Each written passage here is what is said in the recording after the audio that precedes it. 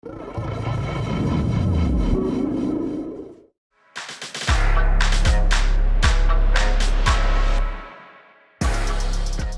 Conway, you're VP of Sustainability for Interface. Can we talk about what brought you to this point? Because it's such an incredibly cool and impactful role. Yeah, it wasn't a straight line. I actually had no intentions of being in sustainability when I went to college or when I was younger or any of that. But I went to Drexel University for interior design, and my co-op actually was doing procurement for a hospitality design firm. And what I realized is I really liked the business side of interior design more so than the actual designing. And but those jobs are hard to find. I really enjoyed it, but once I got out, I was a regular designer, if you will, which was obviously the full intention of my degree. Right. But Yeah. co-op, was the school co-op was involved or? The school is involved. Yeah, I actually found my co-op, which is just a different name for an internship. It's longer than an internship, 6 months. So I actually filled in for someone while she was on maternity leave. And yeah, so Drexel helps you find a co-op usually, but I found one on my own. Because my school, the co-op was like, you got discounted food and books. No. Wow, this is the most progressive co-op. Yeah, that's right. That's right. So sorry for interrupting. I just had it. No worries. No worries. So post-school, I lasted a whopping 7 months as a designer before I realized that I really wanted to do something else, but I really didn't know what. I mean, I was really young, and a carpet company, national carpet company, was opening a showroom in Philadelphia and needed a showroom manager. So it was that opportunity that took me away from design and brought me into the carpet world, if you will. And I did that for a couple years, took on some sales accounts as I had longer tenure with the company. And then Interface actually found me through a headhunter and was looking for a sales rep in the Philadelphia area to join an already established team here. And I met with the hiring manager at 30th Street Station, our train station here in Philly. And, I was 26 at the time, not loyal to any company. And I liked the hiring manager and figured, why not? So that's when I joined Interface, which was back in 2007, and spent a good 6.5 years in sales, then went on to be a global sales regional vice president, which was a really cool role as well, followed by sales management. I was not made for sales management.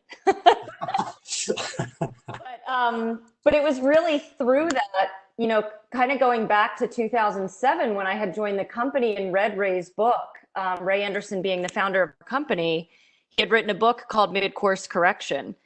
And I hadn't come to Interface because of sustainability, but when I read that book, I had my own spear in the chest moment, which is what he had when he learned of how much of a plunderer of the earth he was. So it was a customer that challenged him, right? What's your company doing for the environment? And he didn't have an answer. He didn't have an answer, and he wasn't into sustainability.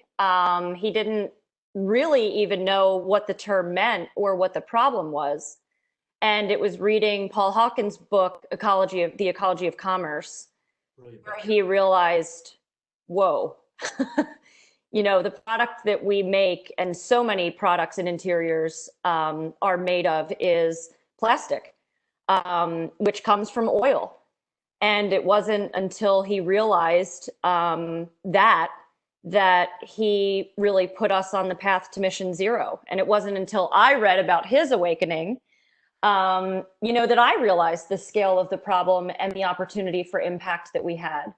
So throughout all of those roles that I've had at Interface, I've just been really passionate and vocal about sustainability and using it with customers to really kind of educate them and meet them where they are on their goals, that this opportunity became available. And I couldn't be happier. I mean, it's such an honor, you know, after really admiring Ray from within his own company.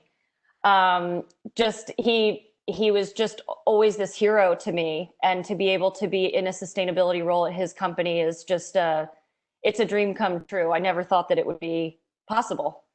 Yet I saw him speak at one of the green builds years ago, or when it was. I mean, the later part of his career, he was working the speaking circuit, more so than running the business day to day. So yeah, everyone, and it never gets old meeting people that have heard him speak, because he was always so authentic.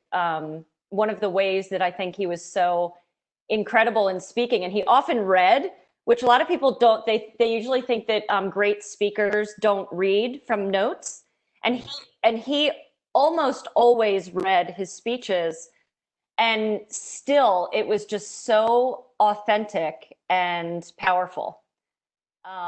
So yeah, he was a unique man. I get it. It's you have to figure out what works for you. You can't go by anybody else's. But okay, so I pulled a quote from Paul Hawkins' book. Yeah. And I want to read and then relate it back to interface. More and more businesses really want to do the right thing. They feel better about themselves. Their workers feel better, and so do their customers. I think this is equally true in the transnational corporations, but it is harder to express in those situations. It sounds like that sentence is interface now. Yeah, and you know, a lot of people ask me how can we have the transformation that interface had? You know, how can we get everybody on the bus? And the hard part about answering that question is that for us, it came so authentically from the top. And no one was required to get on board. Everyone has their own process for really realizing what the meaning of our company's mission has been. You know, we have a new mission now that we launched in 2016, Mission Zero. But if you don't have that authentic kind of awakening from the top, I think it's really hard, and I think it's in a lot of ways unfair for a lot of people in sustainability roles to be charged with having everyone in the organization have this awakening and be educated, because there's just nothing like it coming from the top. I mean, I think that's leadership. But the company is known for like carpet tiles, resilient flooring, but Yeah. also Yeah. climate take back is so much part of your brand now. Yeah, it's funny because when we have people join the company, and it's like it's this sustainability company that happens to make flooring. And it's kind of, some people are really uncomfortable with the fact that we make flooring because it's so not sexy in their minds. But it is. I mean, it shows that you can take a product that we hate to ever be called a commodity. But when it is called a commodity, it can actually be more powerful for people, because it doesn't matter what you make. You can totally transform your business and minds and industry. Yeah, awesome. So let's spend a minute for climate take back. Yeah. Right, the company is, I liked your line, it's like a sustainability company that does flooring. Yeah. But how does that express itself within the company and activities? Yeah. So, I mean, no matter where you sit in the company, you are a part of the mission. You know, whether you realize it or care about sustainability or not, right? Everyone on our front lines of manufacturing, they're whether they know it or not, you know, we've told them maybe they care, maybe they don't, but they're going to be making carbon negative products in September. And it's a strange measurement that carbon negative is something so positive, but it actually means that the products that we'll make store more carbon than it took to actually create them. We did a story on that for concrete, and it's brilliant. Yeah, I know and concrete's a heavy hitter from a structural perspective of buildings, and carpet can be a heavy hitter, a very heavy hitter within the interior environment. So if you're doing a renovation project, carpet is actually one of the first places that you should look to make sure that you're specifying a low carbon footprint or low embodied carbon product. So, you know, every seat on the bus, every frontline seller, every manufacturing worker, you know, it's not just, there are very few people with the title sustainability in our company. In fact, the only ones are externally facing. Everyone else is doing their role in a sustainable way, you know, whether they like it or not. And most do. I mean, I think that there's really something to be said for working at a company that has such purpose. I always say it's really hard to leave here because, you know, where do you go that you get to work somewhere as that's doing work as important as we're doing, as small as we are in the global world, you know? You know, for years, you know, who knows because of what's going on this year, but for years it's been, well, this is what we stand for as a company, and we know that if we're purpose driven, we're going to retain employees and all those things. And then their purpose is incredibly lame. Yeah, yeah. Where this is really aspirational, and I'm glad it translates to this is where I want to be. Yeah, I think it's hard work, you know. It is not. There's a little bit of magic that comes with it that you really just need to have that authenticity of where you are, not greenwashing, and making sure that everybody really understands how much work it takes to do the right thing. Because if it's just, you know, volunteering and donations, that doesn't go all the way through your company's brand. So yeah, I think it's hard.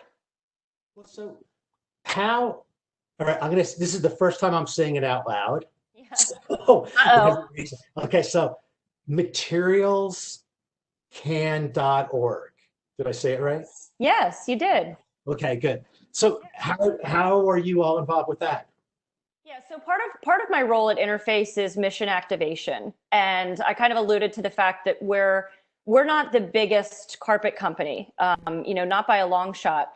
We're not the biggest flooring company. You know, we've even acquired Nora Rubber, for example, and we've gotten bigger, but we're still not that big.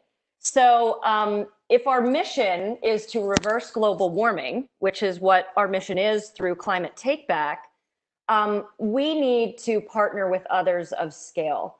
And materialsCAN stands for Materials Carbon Action Network.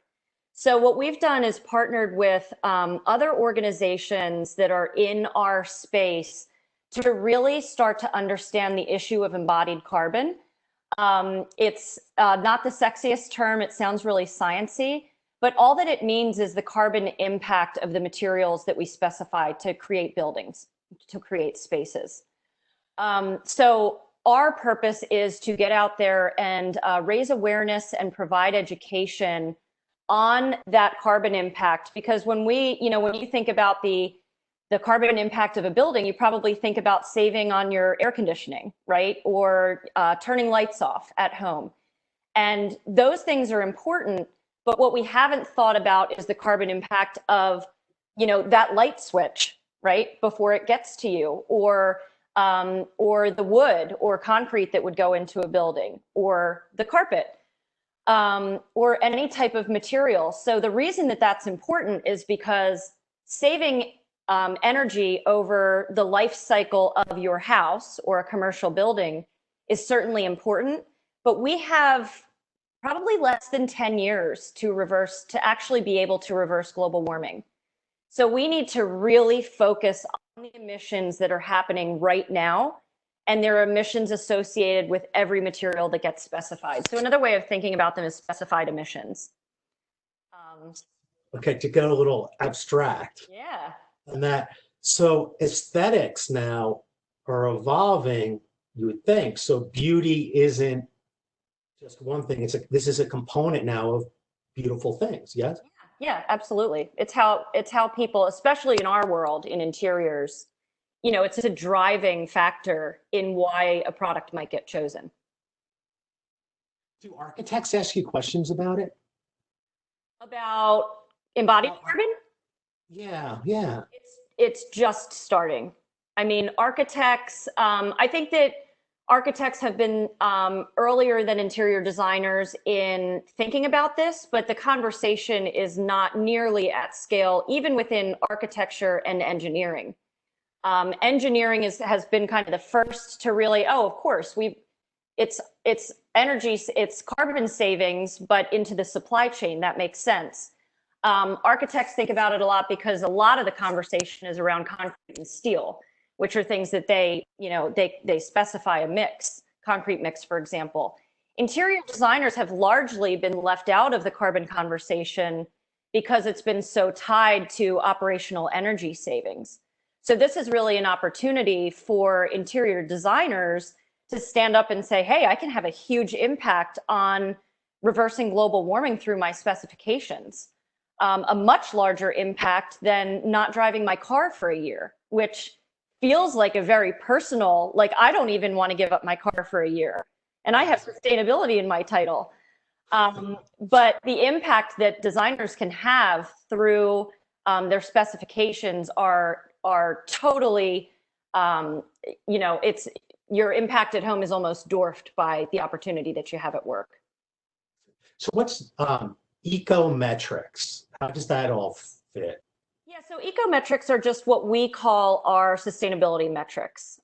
They are the metrics for us of Mission Zero, which has been our promise to eliminate any negative impact we have on the environment by the year 2020. So that's just how we measure carbon footprint reduction of our products, energy savings in manufacturing, renewable energy usage around the world, et cetera. Water use, probably, right? Water use, yep, exactly. There are a lot of the recycled and bio-based content in products, so across our entire supply chain. So here you are in your role. Yeah. How do you individually personify it, like with your family, with your home, regular practices? Yeah, I think one of the things with sustainability is, and I'm not even sure if this was a Ray quote, but it's him that I heard it from. Once you know something, you can't unknow it, right? So once you start engaging with sustainability, it's impossible to not do it at home. It can't be just your job. So we do a lot of fun things at home, especially with the kids. So I have a 6 and an 8-year-old. And if you ask my daughter what I do for a living, she would say climate take back, which is so adorable. And we actually had an assignment through the virtual learning, when I had this additional hat of also being her teacher, where there was a global warming assignment at school. And it was so cool because she's like, well, mommy, we already do all of this stuff. And I'm like, I know. And I think the important thing is that you engage your kids with what you're doing. You don't just put solar panels on, you talk with them about why that's so important. And why my husband makes fun of me, but we even have reusable tissues. He really struggles with that one. Yeah, I'm not familiar with that. They're handkerchiefs. They're little, I mean, when you call it a handkerchief, people get it. But when it's a reusable tissue, they're like, ew.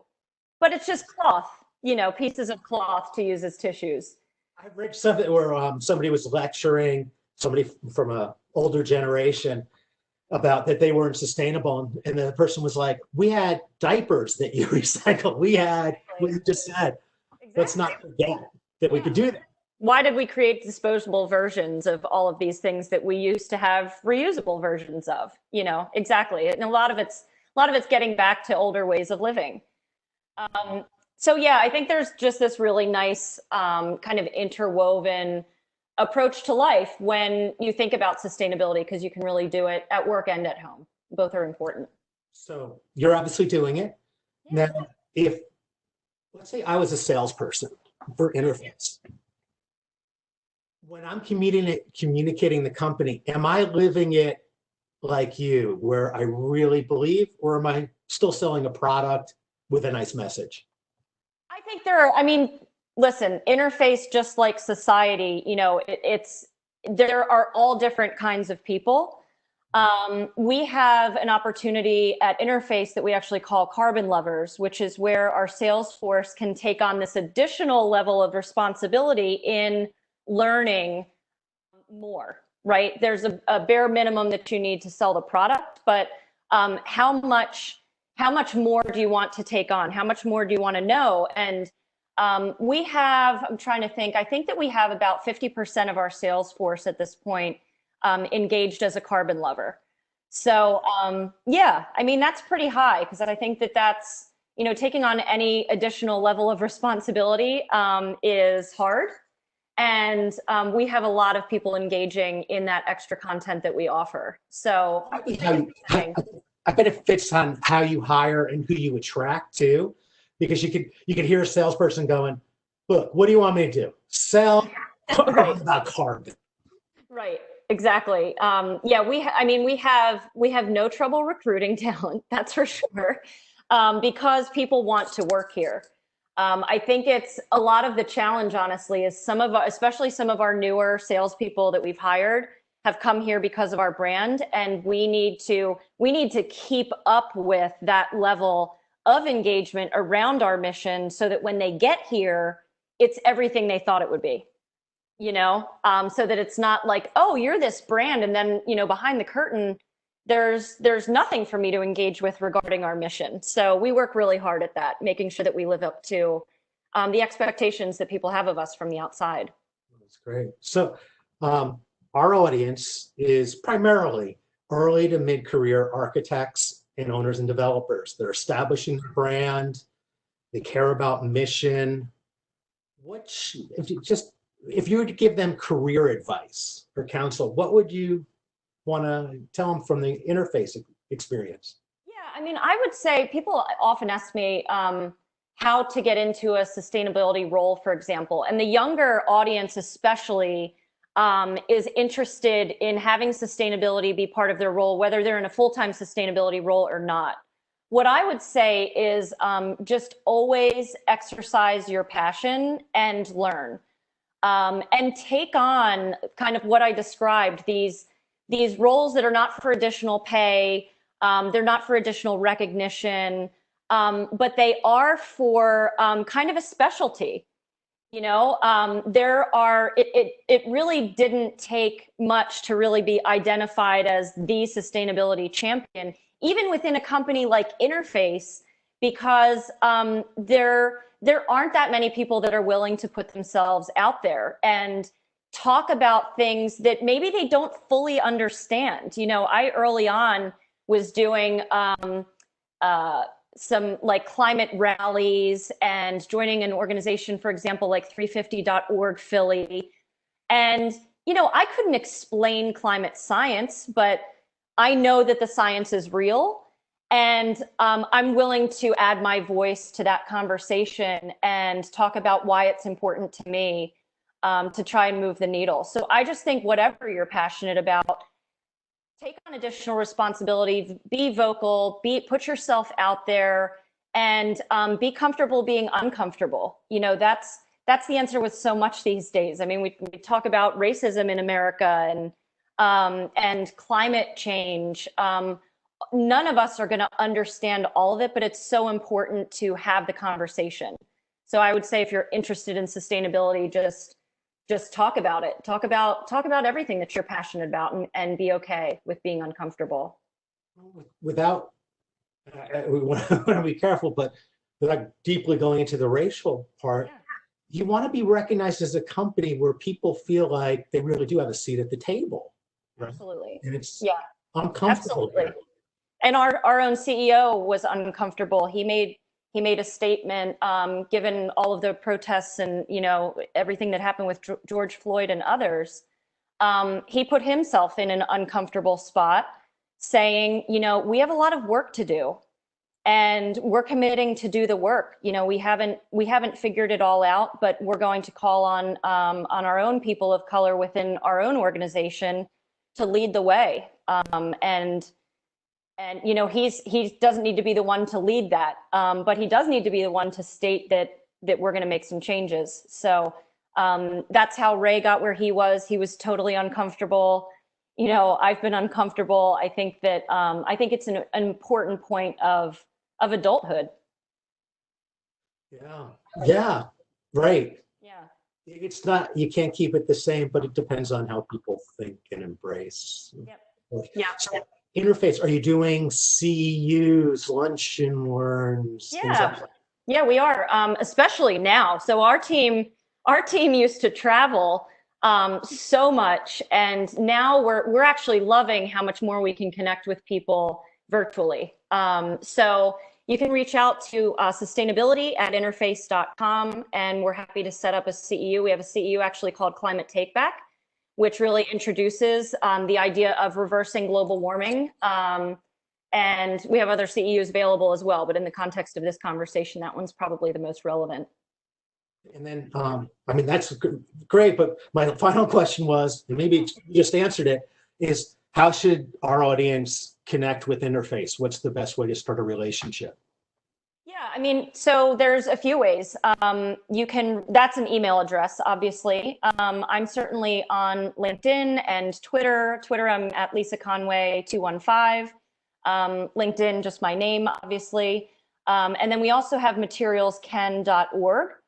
And there's actually a contact form on there to really just kind of stay abreast of all of the new information coming out around this topic of embodied carbon. It's very important for architects. If that's most of your audience, it's important for all of us, but the concrete, even though I'm a flooring manufacturer, the concrete and steel is by far the biggest opportunity for reduction interior spaces, carpet, MEP, things like that. So there's some really great resources and case studies on materialsCAN.org to really start engaging with the topic, both in really short format ways and then also longer format. There's even class assignment templates for anyone who might teach or have just recently come out of college to suggest as part of the program curriculum that was loaned to us by San Jose State, who had a great template for that. So it's important to get this topic in early and often. That's cool. Well, okay, you talked about the architects. I promised that was the last question, but it was a weak promise. So for the owners and developers, though, by taking this path, you would think per square foot they can get more. They could attract companies that want that as part of their brand.